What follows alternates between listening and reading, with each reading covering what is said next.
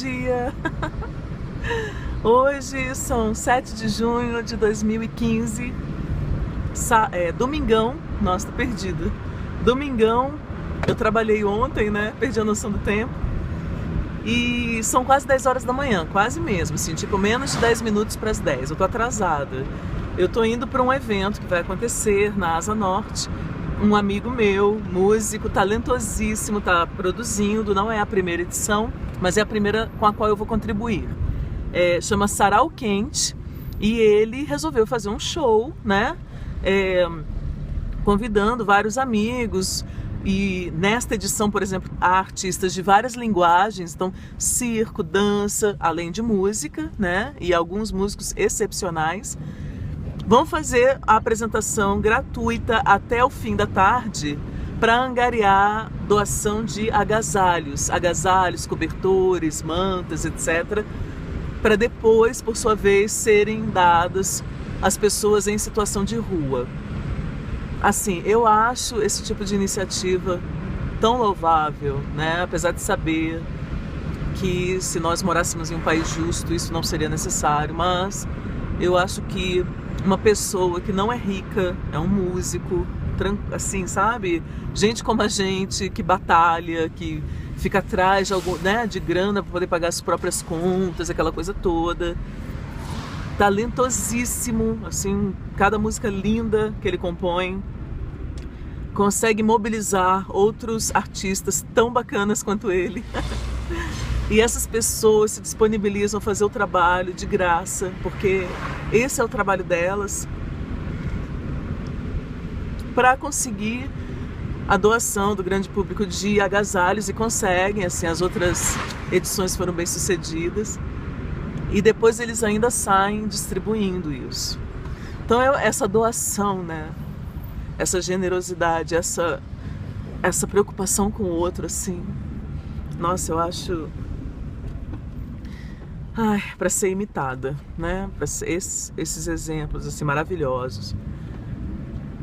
E aí esse ano eu me toquei, né?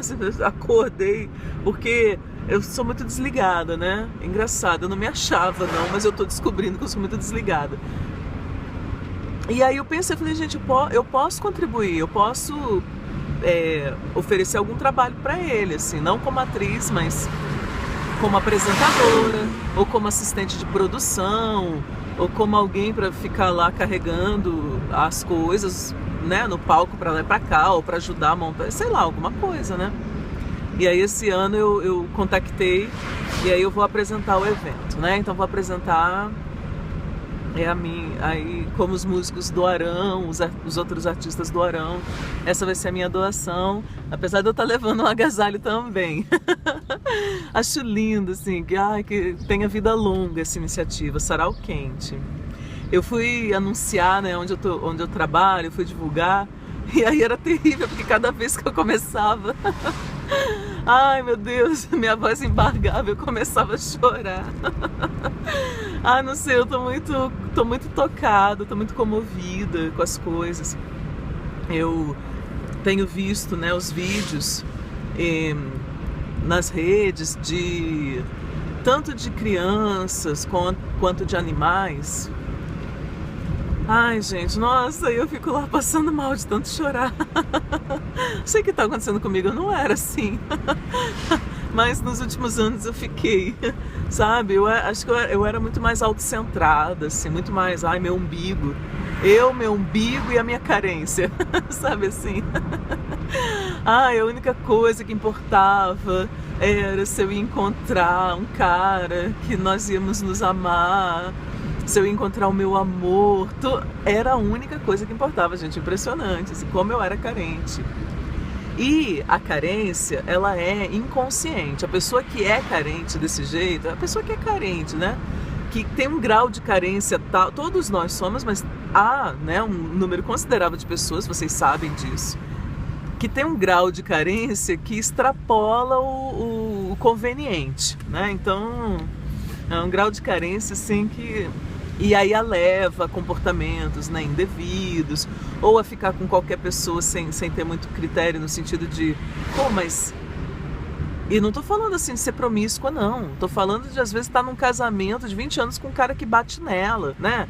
Ou com um cara que não gosta dela, que trai, que fica traindo, fazendo, aprontando, e ela lá, apaixonada por aquele cara. Então, assim, as carências, né? São tão variadas, né? De tantas origens e com formações diferentes que não dá para colocar tudo no mesmo pacote. Mas eu particularmente cresci vendo esse modelo, né? Vendo esse modelo, assim.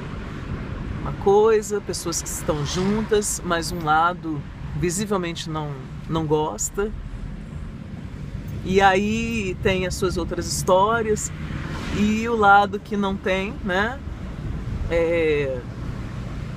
Ali sofrendo e tal, mas sem largar o osso, né? Sem largar e sem ter coragem de ir recomeçar a própria vida. E entra aí uma vaidade também, né? Porque, meu marido é lindo. E aí quer exibir aquele marido lindo, né? Pro mundo.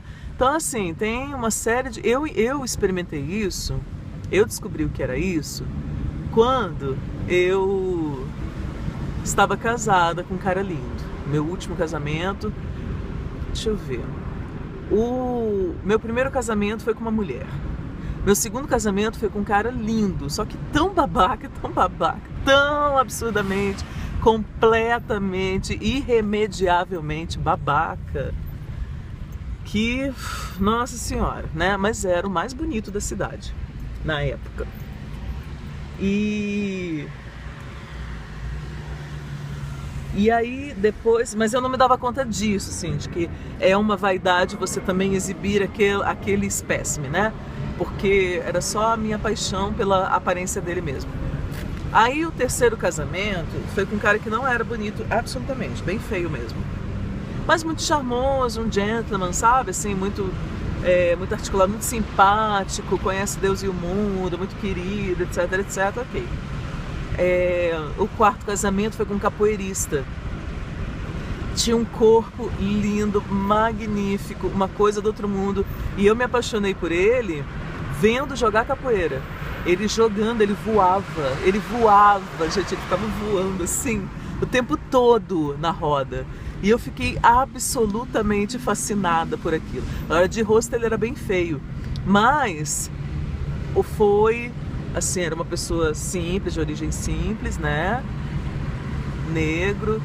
E foi a pessoa, tanto marido quanto, assim, de convivência, entre os meus amigos também, eu posso afirmar com toda a serenidade, ele foi a pessoa com o melhor coração que eu já conheci na vida. Uma pessoa de coração bom, um homem bom, ele era bom, assim, genuinamente bom, sabe? Uma bondade. Ele tinha uma bondade que era uma coisa assim que eu nunca vi na minha vida. Nunca vi antes, nunca vi depois também. Eu conheço algumas pessoas que são muito admiráveis. Por exemplo, eu tenho uma amiga, que é essa que postou os vídeos e que está postando mais vídeos hoje e tal, é arquiteta, que ela é um doce, ela é uma querida, ela é um doce e tal. Ela tem essa coisa boa e tal, mas o meu quarto marido ainda conseguia suplantar, sabe? Ele era um coração muito bom, assim, nossa, é inexplicável. E continua sendo uma pessoa muito boa. E eu era louca, desvairada, estraguei tudo. Nossa senhora, merecia ficar trancafiada por um tempo. Ser punida, você vai ficar presa. Amarra essa mulher. Porque olha, minha nossa. E aí, tá, e o último, quinto, que era lindo. Nossa, é lindo, a voz, incrível, porque o rosto é lindo, o corpo é lindo, a voz é linda, a postura, ele é tudo lindo. Só que não vale nada, assim. Um vampiro, né? Que não se importa com ninguém, que se aproveita de todo mundo. Então, e eu penei ao lado, aquela coisa toda, mas foi quando no quinto eu descobri o poder que é, assim, você chega, você quer meu marido, nossa, parece que você conquistou, você tá mostrando um alce que você caçou, olha só o tamanho desse alce, 3 metros e tal, olha essa galhada, não, porque, né, ou um elefante, você chega com um elefante, assim, aquela coisa de marfim, assim, gigante, fala assim, abati sozinha, sabe, é quase isso. Aí, e ficar com essas pessoas indiscriminadamente, por exemplo, o pai da Andy que era um mau caráter, e esse último que era outro mau caráter, assim, que era um psicopata, que era um sociopata, se devem à minha carência. A carência, pura e simples, né? A carência que eu tinha. Por exemplo, eu nunca fez parte do meu repertório eu me interessar por alguém se interessar, não sei o quê, e eu dar o tempo de ir conhecendo aquela pessoa antes de ficar com ela, né? Não, ok, vamos conviver um pouco, né? Vamos sair, almoçar, outro dia a gente sai, toma um café, vamos conversando, né? Porque você tem que ir conhecendo a pessoa, vai que ela é um nazista, entendeu? Assim, então, ou sei lá, você tem que ir descobrindo, porque as pessoas são muito complexas. E às vezes ele tem umas convicções que são radicalmente contra as suas, né? Por exemplo, eu jamais poderia ficar com um cara que fosse um explorador da mão de obra alheia, um cara sacana, que burlasse não pagasse os impostos, burlasse o fisco, ao mesmo tempo não pagasse o que combinou aos empregados, roubasse do senhorzinho que não tem, sabe assim, eu não posso ficar com uma pessoa assim, não consigo, eu ia ser a primeira a ir lá denunciar. Então, você tem que ir conhecendo, né? Tem que ir conhecendo, senão você leva uns sustos bem levados, né? E eu era muito físico, né? Já ia lá e já era pautada por essa paixão física e depois é que a gente ia se descobrindo. Então, nossa, era um problema. Eu vou ao longo do tempo contando um pouco, porque tem as histórias, gente, são surreais.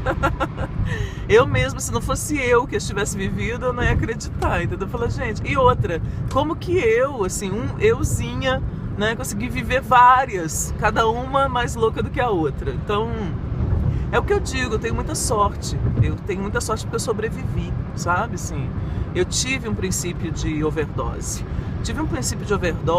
com cocaína e fui parar no hospital. A primeira sorte, fui socorrida, né? E tava com o meu marido na época, o que era feio, mas muito simpático, todo mundo gostava e tal. E inclusive descobri, né, o pó mágico com ele. Enfim, tem um contexto, né, gente? Uma outra hora eu conto um pouco melhor. Eu tinha acabado de deixar minha filha pra trás, né? Então parece uma coisa tipo assim, a Sheila foi cuidar da vida dela. Não, mentira, eu não tive opção, né? E foi mais ou menos imposto, assim, não, vai, você tem que ir e tal, fazer universidade, você tem que voltar, você tem que cuidar da sua vida. Sim, tinha. Mas ela fica, né? O bebê fica. E aí isso aí a gente fala numa outra ocasião, porque eu levei mais de uma década na terapia para entender, né, o quanto isso doeu em mim. E aí eu quase enlouqueci, gente. Eu quase enlouqueci de enlouquecer mesmo, de ir e não voltar mais. Porque era tanta dor. Eu pensava assim, eu lembro que eu chorava na rua, nos lugares. Eu olhava e falava, nossa, primeira vez que eu amo alguém, eu descubro o que é amar alguém, né, com a minha filha. E você me tira, sabe? Eu fazia uma espécie de oração desse jeito, né? Eu levava pro céu, falava, e você me arranca, me tira desse jeito, sabe? Então eu achava que eu tinha que morrer mesmo, que era esse, que eu era amaldiçoada, assim, né? Que havia uma certa maldição sobre mim, que eu tinha que...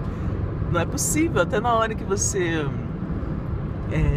se torna mãe, acontecem coisas como essa, né? Então, uma loucura. Aí eu peguei e tive um princípio de overdose. Gente, fui parar, fiquei 3 dias internada. A membrana que envolve o meu coração estava completamente inflamada. 2 cardiologistas ficaram cuidando de mim e eu tinha 23 anos, né? Eu mesma achei que eu não ia conseguir sobreviver. Assim, eu não conseguia respirar. Sabe, você puxa o ar e o ar não entra? Era essa a minha sensação, né? Nossa, uma coisa absurda. E essa dor do infarto, ela dói mesmo. Nossa, deve ser uma morte dolorosíssima, porque o que eu senti, que foi um princípio de infarto, foi uma coisa do outro mundo, assim, gente, imagina, repuxando o seu braço por dentro, doendo, repuxando, e vai subindo, e o peito, não, olha, não desejo para o meu pior inimigo.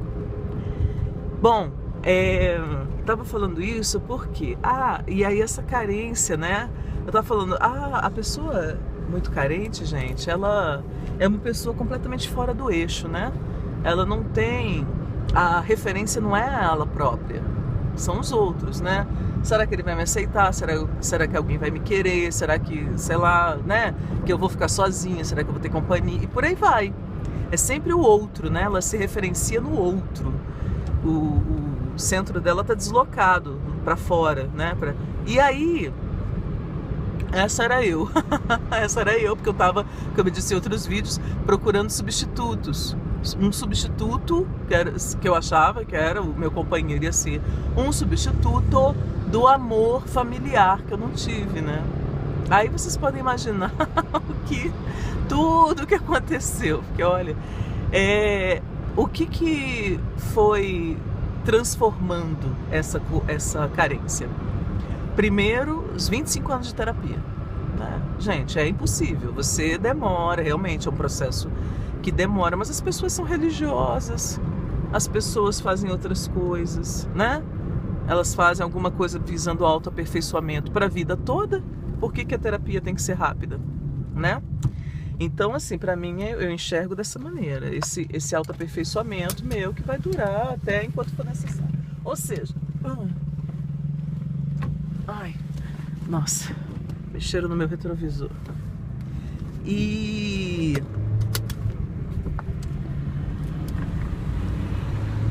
Ou seja, né, acho que vai durar muito tempo, porque eu ainda tô aqui, né, graças a ela, então, vou ficar, tá dando certo, na terapia, eu tô falando. Gente, e aí, esses 25 anos de terapia foram transformando, fui, né, reelaborando, fui compreendendo o que era essa carência. Tá? Não significa que, uma certa altura, não sinto mais carência. Até hoje eu sinto carência, mas a minha carência hoje, ela é de tal natureza, tão diferente, que eu estou sozinha. Tô sozinha, saio, fico com os amigos. Então hoje eu sei fazer essa divisão, assim, né? As minhas fontes de amor não são um cara. As minhas fontes de amor são os meus amigos, são realizações pessoais, né? Até alguns colegas que viram grandes amigos, pessoas que eu sei que me amam, sabe? Eu não vou falar família, porque a família tá tão complicada, mas eu, né, tenho também como objetivo a reconciliação com a minha família. E aí pronto, aí eu vou ficar muito mais tranquila ainda, né? E é isso, você começa a ver o outro, a enxergar melhor o outro, né? Como ele é. Aí, não, Sheila, mas o fulano tava dando em cima de você, sim, mas não, não me agrada, não, obrigada, né? Assim, antes era uma coleção, ia colecionando, assim. Peguei mais aquele, se eu fosse homem, eu ia falar, peguei aquele, mais aquele outro, né? Desse jeito, porque... ai. Bom, gente, eu tô chegando ao lugar onde eu vou trabalhar, o sarau, né? Solidário, para angariar agasalhos para as pessoas que estão em situação de rua. Sarau Quente, anotem esse nome. Se vocês vierem a Brasília e estiver acontecendo Sarau Quente, venham prestigiar, né? Participar. E o vídeo já tá longo, o que eu vou deixar dessa vez, esse é um dos mais inconclusos que eu já fiz, né? Um dos mais inacabados, né? Não está concluído mesmo. Eu comecei, vamos colocar assim, comecei um pensamento, uma reflexão sobre carência. E no próximo eu vou continuar, no próximo ou em algum próximo, continuar falando de carência de uma maneira um pouco mais, tentando, né?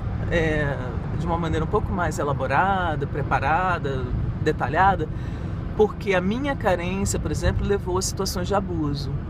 Lembra que eu falei, vou falar sobre abuso.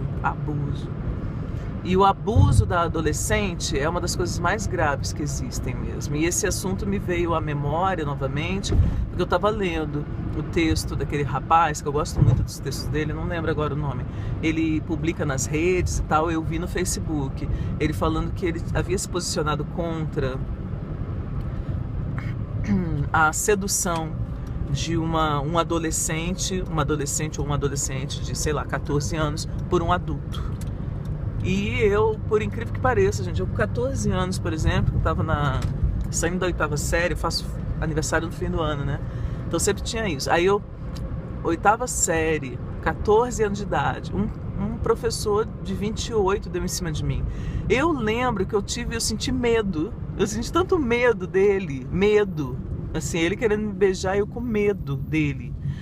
Então, eu não tô falando que todo professor é assim, como todo médico, né? Não são.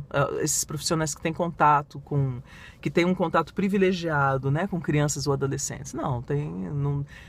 Tem muitos que não são desajustados. Mas às vezes tem, né? Esses canalhas, esses lobos no meio ali, se aproveitando das circunstâncias justamente para exercerem a perversidade deles, né? Então, eu vou falar de abuso, tá?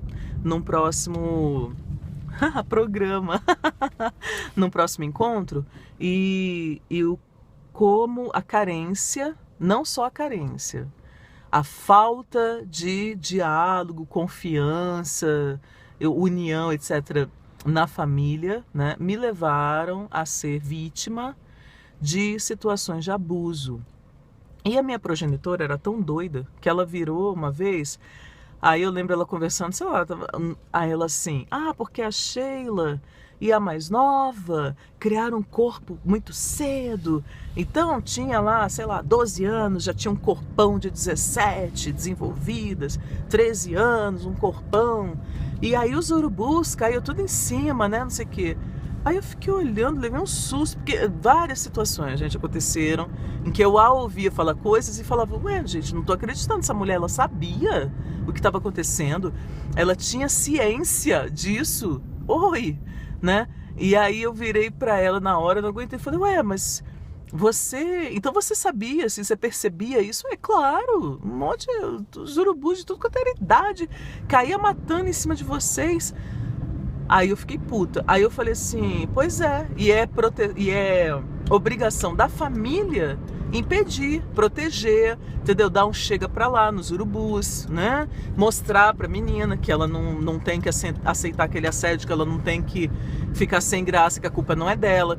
Aí ela vira e responde assim, imagina, vocês duas já eram duas cavalonas, já sabiam o que fazer, já sabiam o que queriam. Gente, 14 anos de idade. Preciso comentar mais nada, né? Não preciso comentar mais nada. Eu tenho uma filha que está fazendo 22 este mês de junho, 22, e eu sei que ela tem uma mentalidade de adolescente, porque aos 22 anos, emocionalmente, você ainda é uma adolescente. Ela é uma adolescente, tanto que ela está se ferrando de um monte de maneiras diferentes, coitadinha. E eu não consigo ajudá-la. E ela, mas assim, por quê? Fragilidade, é uma fragilidade emocional, mental, né? Assim, não tem a maturidade que nós temos, que nós já muito calejados, que apanhamos muito da vida, que já vimos muita coisa, que superamos, entendeu?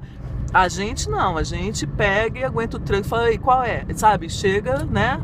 Já chega dando a voadora.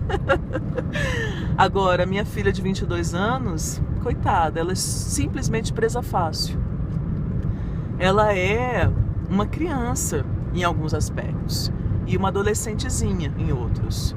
Ela não é uma adulta, emocionalmente falando. Ela tem o corpo de uma adulta, a idade de uma adulta, mas emocionalmente ela não é ainda. E eu acho que a gente tem que respeitar isso, sabe? Não só ela, todas as da idade dela. Eu, com 24 anos, ainda era uma bocó. Bocó no sentido, era facilmente enganada. Né, aquela coisa meio iludida, as pessoas são ótimas, todo mundo é muito bom, era muito inocente, tinha uma ingenuidade assim, meio bobalhona, né? Apesar de toda a banca, né? Tá. Mas era a carência, uma sensação de desamparo, gente, que era a chaga da minha vida, é uma sensação de desamparo. Então, assim, tudo isso me fragilizava de tal maneira que eu não posso falar assim, não, eu tenho consciência, vou falar do meu processo. Eu sinto que eu me tornei adulta, tipo assim, cara, o negócio aqui é outro. Canta, aqui a banda toca diferente. Eu cheguei a esse ponto depois dos 35. Aos 35 eu me tornei adulta, né? Então, assim, até essa idade, as pessoas ainda estão patinando muito, sabe? E com os 20, então, na fase dos 20 até os 30, então, as meninas que ainda são mais bombardeadas, né? Sacaneadas, enganadas, fragilizadas, propositadamente, né? Então, a gente tem que repensar essas coisas. É necessário repensar essas coisas. E as nossas adolescentes, então, minha nossa, essa vigilância, e não vigilância fanática, patológica, não. Eu tô falando da família em relação ao bem-estar dessa menina, sabe? Aos sentimentos, aos medos, às dúvidas que os pais relegam, né? Relega a outra. Não, deixa que a professora conversa, deixa que a irmã conversa. Não, as amigas, sei lá, elas querem empurrar isso para qualquer pessoa, menos elas fazerem, né?